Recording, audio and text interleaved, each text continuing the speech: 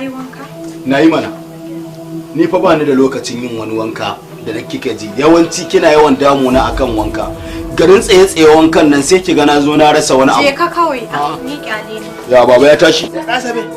Wace haya ne nake ji? A ba komai baba, normal.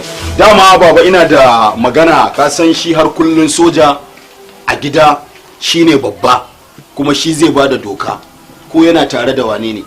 Dama abin da nake so di yadda za a yi karfe 6 baba ka taimaka a waje. Saboda akwai wani fita da za mu yi gobe patrol. Za mu kai kusan wata 2 muna patrol. Sus. Na tema na gaya miki sus. Ba na son ga kowa a waje har baban ma. Yauwa. Kai, me kake faɗa ne?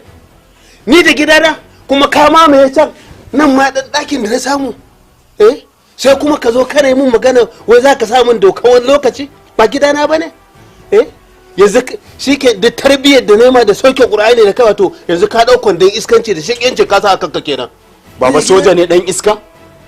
Soja ba mutumin banza ba ne.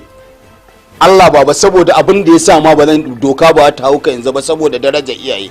Nan ƙasa ba sauki sama za a iya sulhu.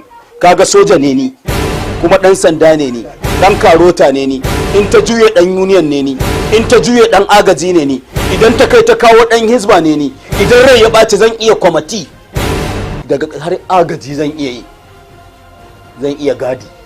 Kaga abu 10 nan daga na gaya ma aiki na ne saboda haka idan kunne ya ji jiki da ya tsira ai takin kiyafa Kawai ka tafi kawai.